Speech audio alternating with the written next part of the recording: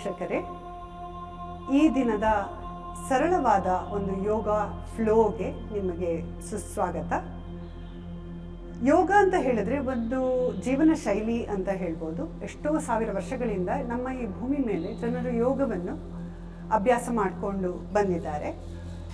ಸಾಧಾರಣ 2ನೇ ಶತಮಾನದಲ್ಲಿ ಮಹರ್ಷಿ ಪತಾಂಜಲಿ ಅವರು ಯೋಗದ ಬಗ್ಗೆ ಒಂದು 196 ಸೂತ್ರಗಳನ್ನು ದಾಖಲಾಯಿಸಿದ್ದಾರೆ. ಅವರ ಪ್ರಕಾರ ಯೋಗ ಅಂತ ಹೇಳಿದ್ರೆ ಆಸನ ಮಾತ್ರ ಅಲ್ಲ, ಅದರಲ್ಲಿ 8 ಅಂಗಗಳಿದೆ. ಆ 8 ಅಂಗಗಳನ್ನು ನಾವು ಸರಿಯಾಗಿ ಪಾಲಿಸಿಕೊಂಡು ಬರಬೇಕು. ಆ 8 ಅಂಗಗಳು ಯಾವುದು ಅಂತ ಹೇಳಿದ್ರೆ ಯಮ, ನಿಯಮ, ಪ್ರಾಣಾಯಾಮ, ಆಸನ, ಪ್ರತ್ಯಾಹಾರ, ಧಾರಣ, ಧ್ಯಾನ ಮತ್ತು ಸಮಾಧಿ. ಆಸನಕ್ಕೆ ಅವರು ಒಂದೇ ಒಂದು ಸೂತ್ರವನ್ನು ಸೀಮಿತವಾಗಿ ಇಟ್ಟಿದ್ದಾರೆ. ಅದು ಏನು ಅಂತ ಹೇಳಿದ್ರೆ ಸ್ಥಿರ ಸುಖ ಆಸನ ಅಂತ ಹೇಳಿ, ಸ್ಟೇಬಲ್ ಕಂಫರ್ಟೇಬಲ್ ಪೋಸ್. ಅಂದರೆ ನಾವು ಈ ಎಷ್ಟೆಲ್ಲ ಆಸನಗಳು ಈಗ ಕಲಿತಾ ಇದೀವಲ್ಲ, ಅದನ್ನು ನಾವು ಯಾಕೆ ಮಾಡ್ತೀವಿ ಅಂತ ಹೇಳಿದ್ರೆ ಒಂದು ಕಂಫರ್ಟಬಲ್ ಆಗಿ ಒಂದು ಪೊಸಿಷನ್ ಬಂದು ಮುಂದಿನ 4 ಅಂಗಗಳಿಗೆ ಆರಾಮಾಗಿ ನಾವು ಹೋಗ್ಬೋದು ಅಂತ.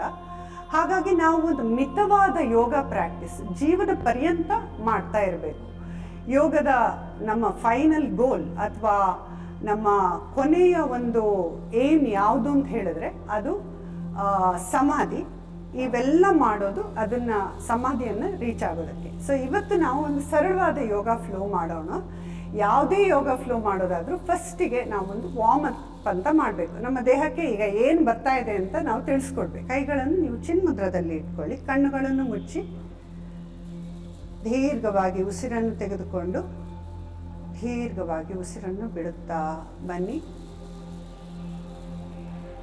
3ನೇ ಸಲ ದೀರ್ಘವಾಗಿ ಉಸಿರನ್ನು ತೆಗೆದುಕೊಂಡು ನಿಮ್ಮ ಹೊಟ್ಟೆಯನ್ನು ತುಂಬಿಸಿಕೊಳ್ಳಿ, ಎದೆಯನ್ನು ತುಂಬಿಸಿಕೊಳ್ಳಿ ಮತ್ತು ನಿಮ್ಮ ಕತ್ತಿನ ಭಾಗವನ್ನು ತುಂಬಿಸಿಕೊಳ್ಳಿ. ನಿಧಾನವಾಗಿ ಕತ್ತಿನ ಭಾಗವನ್ನು ಸಡಿಲ ಮಾಡಿ, ಎದೆಯನ್ನು ಸಡಿಲ ಮಾಡಿ, ಹೊಟ್ಟೆಯನ್ನು ಸಡಿಲ ಮಾಡಿ. ಇದಕ್ಕೆ ನಾವು ಯೋಗಿಕ್ ಬ್ರೀದಿಂಗ್ ಅಂತ ಹೇಳ್ತೇವೆ.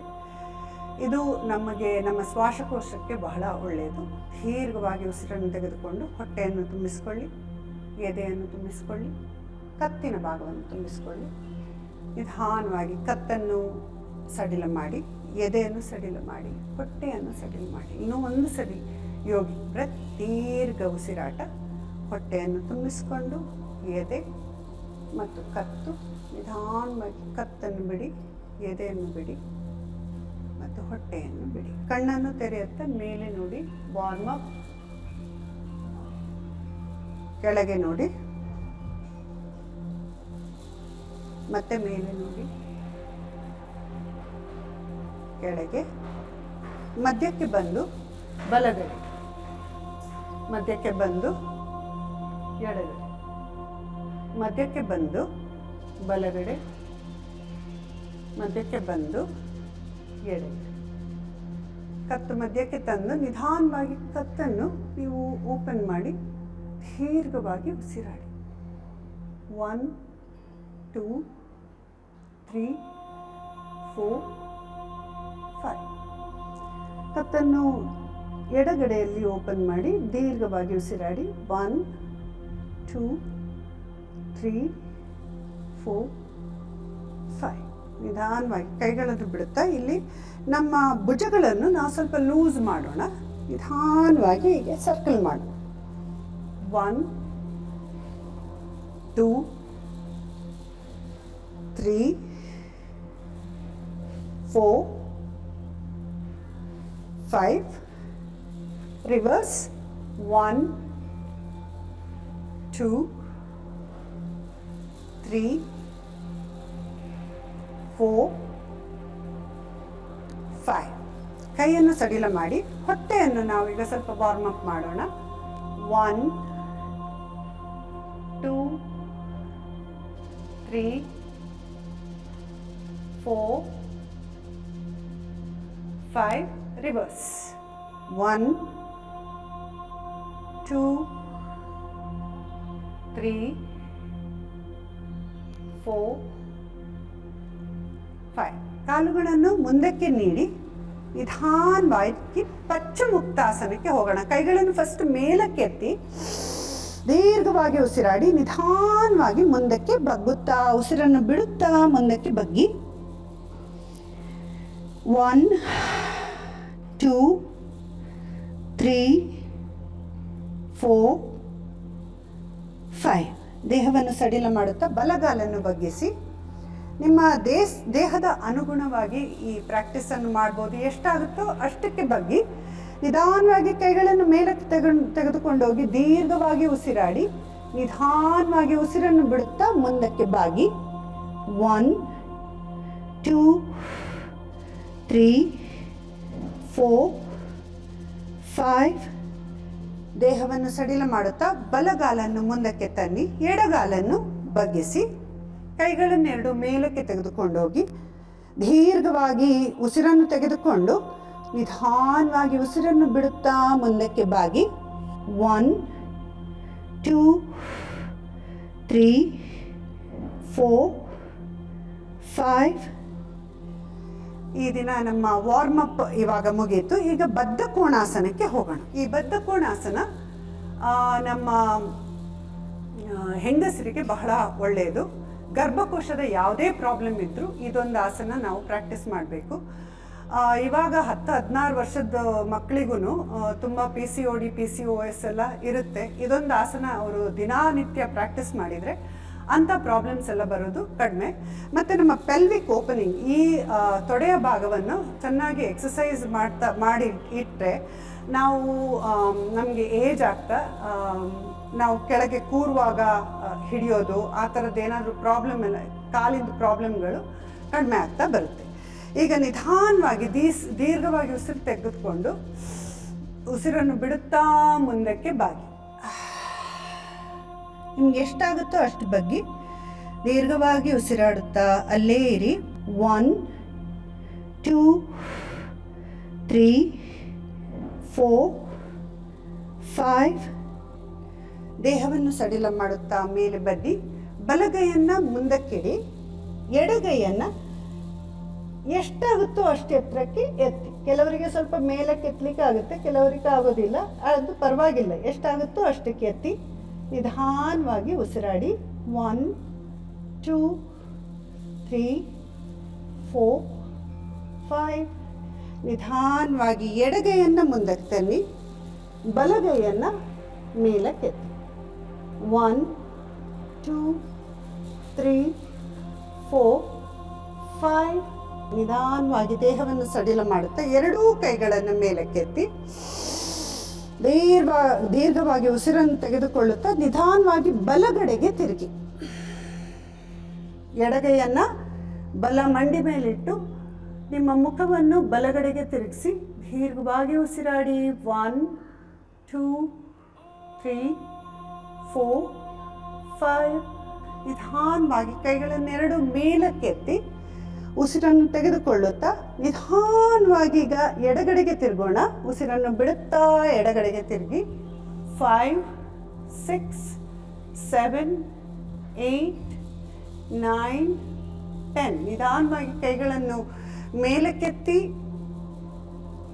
ದೇಹವನ್ನು ಸಡಿಲ ಮಾಡುತ್ತಾ ಕೈಗಳನ್ನೆರಡು ಹಿಂದಕ್ಕೆ ತನ್ನಿ. ಹಿಂದಕ್ಕೆ ತಂದು ಎದೆಯನ್ನು ಆದಷ್ಟು ಅಗಲ ಮಾಡಿ ಮೇಲಕ್ಕೆ ನೋಡಿ. 1 2 3 4 5.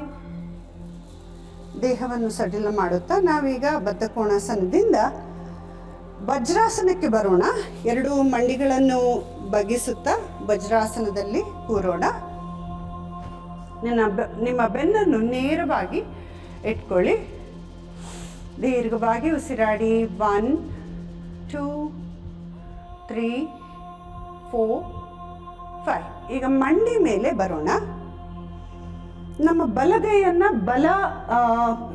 ಹಿಮ್ಮಡಿ ಮೇಲೆ ಇಟ್ಟು ಎಡಗೈಯನ್ನು ಆಕಾಶದತ್ತ ಎತ್ತಬೇಕು. ನಿಧಾನವಾಗಿ ಬಲಗೈಯನ್ನು ಹಿಮ್ಮಡಿ ಮೇಲೆ ಇಟ್ಟು ಎಡಗೈಯನ್ನು ಆಕಾಶ ಕಡೆ ಚಾಚಿಬಿಟ್ಟು ಮೇಲ್ಗಡೆ ನೋಡಿ ದೃಷ್ಟಿಯನ್ನು ನಿಮ್ಮ ಕೈ ಮೇಲಿಟ್ಟು ದೀರ್ಘವಾಗಿ ಉಸಿರಾಡಿ. 1 2 3 4 5. ದೇಹವನ್ನು ಸಡಿಲ ಮಾಡುತ್ತಾ ಮತ್ತೆ ವಜ್ರಾಸನಕ್ಕೆ ಬನ್ನಿ. ನಿಧಾನವಾಗಿ ಉಸಿರಾಡಿ. ಈಗ ಯೋಗದಲ್ಲಿ ಯಾವುದೇ ನಾವು ಬಲಗಡೆ ಮಾಡಿದ್ರು ಎಡಗಡೆ ಅದನ್ನು ಮಾಡಬೇಕು, ಸಿಮಿಟ್ರಿ ಅಂತ ಹೇಳ್ತಾರೆ. ಈ ಆಸನಗಳು ನಮ್ಮ ಹೊಟ್ಟೆಯ ಬೊಜ್ಜನ್ನು ಕರಗಿಸೋದಕ್ಕೆ ಭಾಳ ಅನುಕೂಲ. ನಿಧಾನವಾಗಿ ಮಂಡಿ ಮೇಲೆ ಬನ್ನಿ. ಈಗ ಎಡಗೈಯನ್ನು ಎಡ ಹಿಮ್ಮಡಿ ಮೇಲಿಟ್ಟು ಬಲಗೈಯನ್ನು ಆಕಾಶದತ್ತ ಚಾಚಿ ನಿಮ್ಮ ಬಲಗೈಯನ್ನು ನೋಡುತ್ತಾ ನಿಧಾನವಾಗಿ ಉಸಿರಾಡಿ. 1 2 3 4 5. ನಿಧಾನವಾಗಿ ಕೈಯನ್ನು ಬಿಟ್ಟು ದೇಹವನ್ನು ಸಡಿಲ ಮಾಡುತ್ತಾ ಶಶಾಂಕಾಸನಕ್ಕೆ ಬರೋಣ. ದೀರ್ಘವಾಗಿ ಉಸಿರಾಡಿ ದೇಹವನ್ನು ಸಡಿಲ ಮಾಡಿ. 1 2 3 4 5. ನಿಧಾನವಾಗಿ ನಾವು ವಜ್ರಾಸನಕ್ಕೆ ಬರೋಣ. ಈಗ ನಾವು ಒಂದು ಕಾಲನ್ನು ಬಲಗಾಲನ್ನು ಈ ಕಡೆಗೆ ತಿರುಗಿ ಬಲಗಾಲನ್ನು ಓಪನ್ ಮಾಡ್ತಾ ಬಲಗಡೆಗೆ ಚಾಚಿ ಕೈಗಳನ್ನೆರಡು ಆದಷ್ಟು ಅಗಲ ಮಾಡಿ ಚಾಚಿ ನಿಧಾನವಾಗಿ ಬಲಗಡೆಗೆ ಬಗ್ಗೋಣ. 1 ಕೆಳಗೆ, 2 3 4 5. ನಾವೀಗ ಈ ಮೇಲ್ಗಡೆ ಕೈನ ಆದಷ್ಟು ನಮ್ಮ ಕಿವಿಯ ಹತ್ರ ತೆಗೆದುಕೊಂಡು ಹೋಗಿ ಇಲ್ಲೇ ನಿಂತು ದೀರ್ಘವಾಗಿ ಉಸಿರಾಡೋಣ. ಈ ಆಸನ ನಮ್ಮ ಹೊಟ್ಟೆಯ ಸೈಡಿನ ಬೊಜ್ಜನ್ನು ಕರಗಿಸುತ್ತೆ. 1 2 3 4 5. ನಿಧಾನವಾಗಿ ಈ ಕಾಲನ್ನು ಸಡಿಲ ಮಾಡುತ್ತಾ ಎಡಗಾಲನ್ನು ನಾವು ಓಪನ್ ಮಾಡೋಣ. ಆದಷ್ಟು ಅಗಲವಾಗಿ ಚಾಚಿ ಕೈಗಳನ್ನು ಅಗಲವಾಗಿ ಚಾಚುತ್ತಾ 1 2 3 4 5. ಕತ್ತಿನ ಹತ್ರ, ಕಿವಿಯ ಹತ್ರ, ಮೇಲಿನ ಕೈ ಕಿವಿಯ ಹತ್ರ ತೆಗೆದುಕೊಂಡು ಹೋಗಿ ಆದಷ್ಟು ನಿಮ್ಗೆ ಎಷ್ಟು ದೂರ ಆಗುತ್ತೋ ಅಷ್ಟು ದೂರ ಕೈನ ಚಾಚಿ ದೀರ್ಘವಾಗಿ ಉಸಿರಾಡಿ. 1 2 3 4 5. ನಿಧಾನವಾಗಿ ನಿಮ್ಮ ದೇಹವನ್ನು ಸಡಿಲ ಮಾಡುತ್ತಾ ನಾವೀಗ ಶಶಾಂಕಾಸನಕ್ಕೆ ಬರೋಣ. ನಿಧಾನವಾಗಿ ಮುಂದಕ್ಕೆ ಬಗ್ಗಿ ದೀರ್ಘವಾಗಿ ಉಸಿರಾಡಿ. 1 2 3 4 5. ನಮ್ಮ ದೇಹ ಪಂಚಭೂತಗಳಲ್ಲಿ ಮಾಡಿರ್ತಾರೆ. ಅದು ಯಾವುದು ಅಂತ ಹೇಳಿದ್ರೆ ಪೃಥ್ವಿ, ಜಲ ಮತ್ತು ಅಗ್ನಿ, ವಾಯು ಮತ್ತು ಆಕಾಶ. ಈ 5 ಪಂಚಭೂತಗಳಲ್ಲಿ ನಮ್ಮ ದೇಹ ರಚನೆ ಆಗಿರುತ್ತೆ. ಈ ದಿನ ನಾವು ಪೃಥ್ವಿ ಒಂದು ಎಲಿಮೆಂಟ್, ಒಂದು ಪಂಚಭೂತಕ್ಕೆ ನಾವು ಈ ಒಂದು ನಮಸ್ಕಾರ ಅಂತ ಶುರು ಮಾಡೋಣ. ಆ ಅಭ್ಯಾಸದಲ್ಲಿ ನಾವು 2 ರೌಂಡ್ ಹೋಗ್ಲಿಕ್ಕಿದೆ. ನಾವು ನಮ್ಮ ಅಭ್ಯಾಸವನ್ನು ನಮ್ಮ ಬಲಗಡೆಯಿಂದ ಶುರು ಮಾಡಬೇಕು. ನಮ್ಮ ಮ್ಯಾಟಿನ ಅಂಚಿಗೆ ಬಂದು ಆದಷ್ಟು ನಮ್ಮ ದೇಹವನ್ನು ಒಂದು ನೇರವಾಗಿಟ್ಟು ಕೈಗಳನ್ನು ನಮಸ್ತೆ ಪೊಸಿಷನ್ಗೆ ತಂದು ನಿಧಾನವಾಗಿ ಕೈಗಳನ್ನು ಮೇಲಕ್ಕೆ ತೆಗೆದುಕೊಂಡು ಹೋಗಬೇಕು. ಹಿಂದಕ್ಕೆ ಬಾಗಿ 1 2 3 4 5. ನಿಧಾನವಾಗಿ ಉತ್ಕಟಾಸನಕ್ಕೆ ಹೋಗೋಣ. ಕೈಗಳು ಕಿವಿಯ ಹತ್ತಿರ ಇರಬೇಕು. 1 2 3 4 5. ನಿಧಾನವಾಗಿ ಕೈಗಳನ್ನು ಕೆಳಗೆ ಬಿಡುತ್ತಾ ಮುಂದಕ್ಕೆ ಬಾಗಿ 1 2 3 4 5. ನಿಧಾನವಾಗಿ ಕಾಲುಗಳನ್ನು ಅಗಲಿಸುತ್ತಾ ಯೋಗಿಕ್ ಸ್ಕ್ವಾಟಿಗೆ ಬರೋಣ. ಕೈಗಳನ್ನು ನಮಸ್ತೆ ಪೊಸಿಷನಲ್ಲಿ ಇಡಿ. ಬೆನ್ನನ್ನು ಆದಷ್ಟು ನೇರವಾಗಿಡಿ. 1 2 3 4 5. ನಿಧಾನವಾಗಿ ಕೈಗಳನ್ನು ಬಿಡುತ್ತಾ ಸಡಿಲ ಮಾಡುತ್ತಾ ನೀವು ನಿಮ್ಮ ಮ್ಯಾಟ್ ಮೇಲೆ ನಿಧಾನವಾಗಿ ಮಲ್ಕೊಳ್ಳಿ. ಶವಾಸನಕ್ಕೆ ಬನ್ನಿ. ಕೈಗಳನ್ನು ಮೇಲಕ್ಕೆ ನಿಧಾನವಾಗಿ ಬಿಡುತ್ತಾ ನಿಧಾನವಾಗಿ ಈಗ ಕಾಲುಗಳನ್ನು ಮೇಲಕ್ಕೆ ಎತ್ತಿ 60 ಡಿಗ್ರೀಸ್ಗೆ ಎತ್ತಬೇಕು.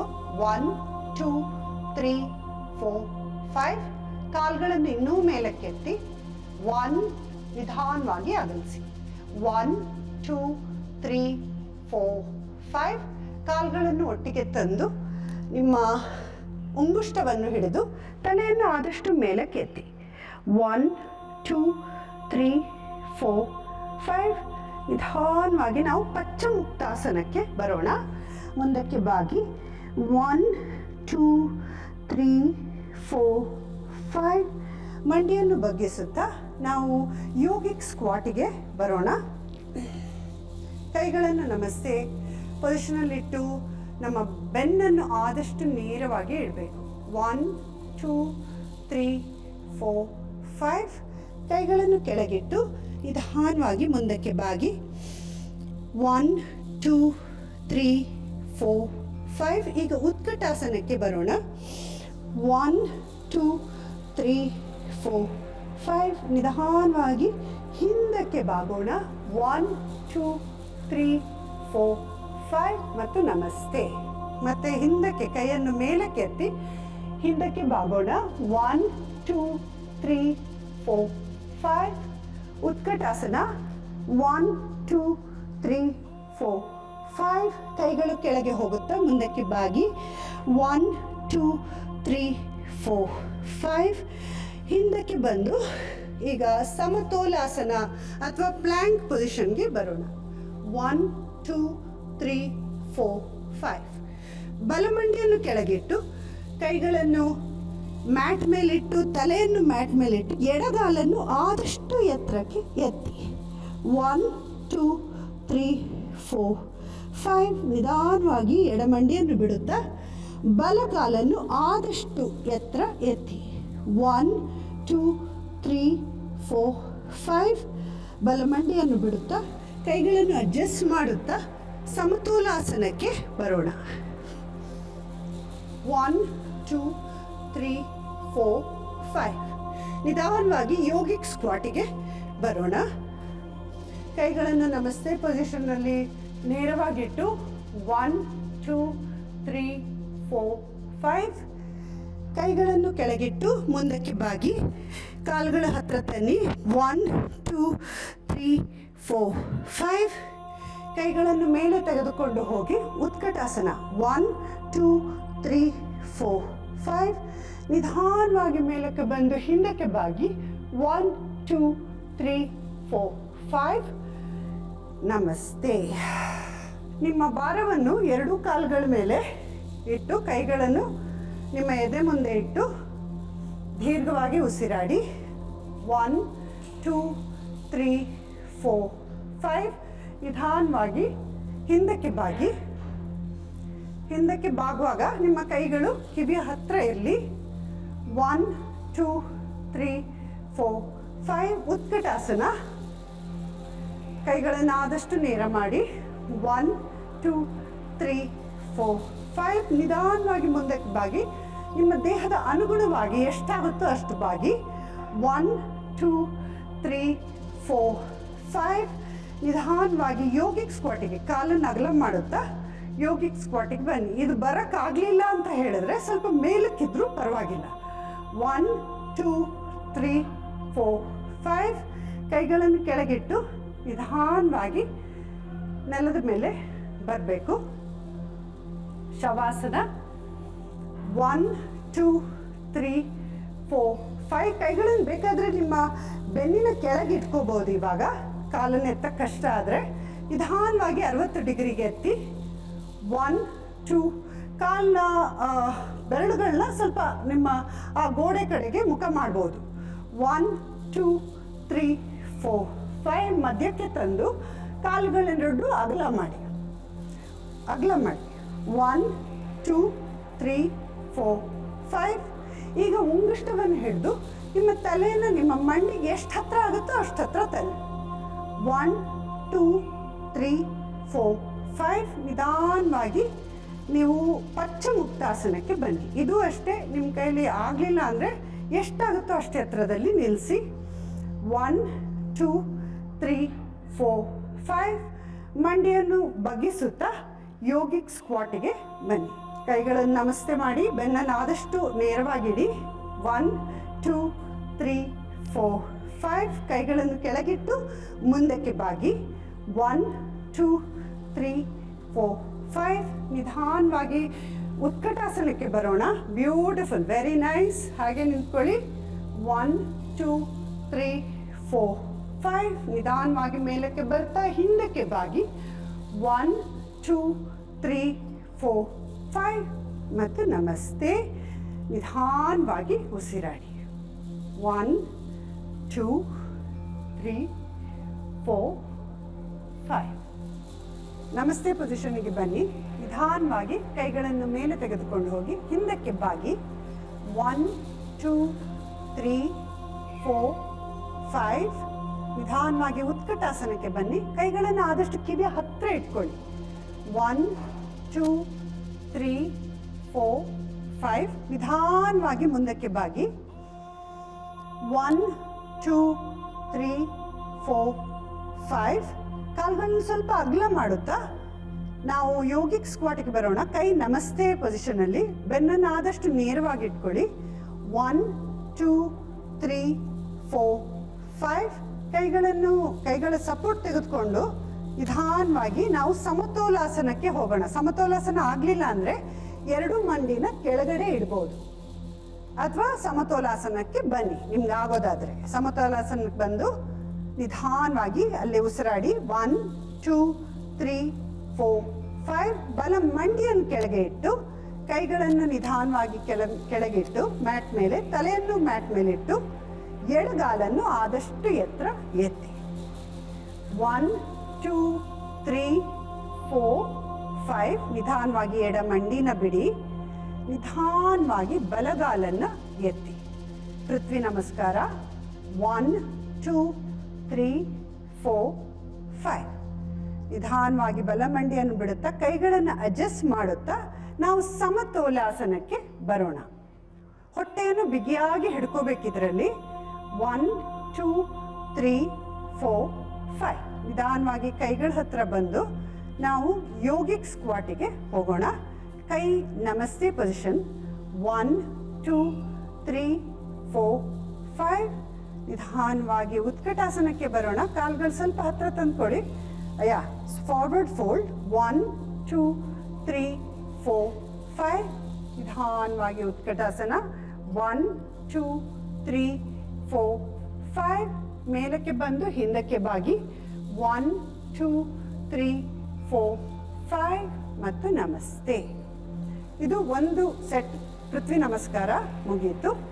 ಈಗ ನಾವು ಈ ನಮ್ಮ ದೇಹವನ್ನು ಕೂಲ್ ಡೌನ್ ಮಾಡಬೇಕು. ಯಾವುದೇ ವರ್ಕೌಟ್ ಮಾಡಿದ್ರು ಅದನ್ನು ಕೊನೆಗೊಳಿಸೋದು ನಾವು ಕೂಲ್ ಡೌನ್ನಿಂದ. ಹಾಗಾಗಿ ನಿಧಾನವಾಗಿ ನಾವೀಗ ಮುಂದಕ್ಕೆ ಬಗ್ಗಿ ಹಿಂದಕ್ಕೆ ಮಂಡಿನ ನೆಲದ ಮ್ಯಾಟ್ ಮೇಲಿಟ್ಟು ನಿಧಾನವಾಗಿ ಬೇಬಿ ಪೋಸ್ ಅಥವಾ ಪಪ್ಪಿ ಪೋಸ್ ಅಂತ ಹೇಳ್ತಾರೆ. ದೀರ್ಘವಾಗಿ ಉಸಿರಾಡಿ. 1 2 3 4 5. ಬಲಗೈಯನ್ನು ಒಳಗಡೆ ಇಟ್ಟು ಎಡಗೈಯನ್ನು ತಲೆ ಮೇಲೆ ಇಂದ ಚಾಚಿ. 1 2 3 4 5. ನಿಧಾನವಾಗಿ ಬಿಡುತ್ತಾ ಎಡಗೈಯನ್ನು ಒಳಗಡೆ ಇಟ್ಟು ಬಲಗೈಯನ್ನು ತಲೆ ಮೇಲಿಂದ ಚಾಚಿ. 1 2 3 4 5. ನಿಧಾನವಾಗಿ ಮೇಲಕ್ಕೆ ಬಂದು ವಜ್ರಾಸನದಲ್ಲಿ ಕೂರೋಣ. ವಜ್ರಾಸನಕ್ಕೆ ಬಂದು ಎರಡು ಕೈಗಳನ್ನು ಚಿನ್ಮುದ್ರದಲ್ಲಿ ನಮ್ಮ ಮಂಡಿ ಮೇಲಿಟ್ಟು ನಿಧಾನವಾಗಿ ಒಂದು ಓಂ ಹೇಳೋಣ. ದೀರ್ಘವಾಗಿ ಉಸಿರನ್ನು ತೆಗೆದುಕೊಳ್ಳಿ.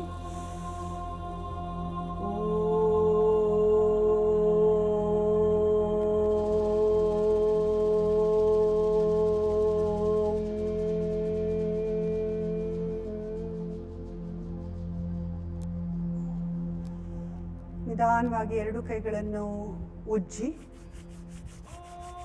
ಆ ಎರಡು ಕೈಗಳ ಬಿಸಿಯನ್ನು ನಿಧಾನವಾಗಿ ಕಣ್ಣು ಮೇಲೆ ಇಟ್ಟು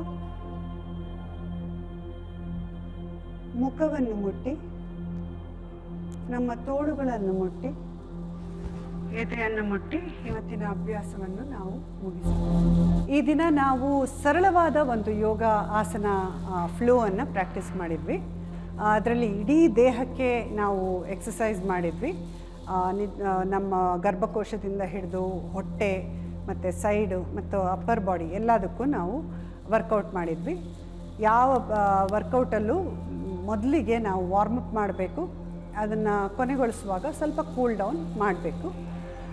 ಮತ್ತು ಇವತ್ತಿನ ಅಭ್ಯಾಸ ಯಾರು ಬೇಕಾದರೂ ಮಾಡ್ಬೋದು, ನಮ್ಮ ದೇಹಕ್ಕೆ ಅನುಗುಣವಾಗಿ ಮಾಡಬೇಕು.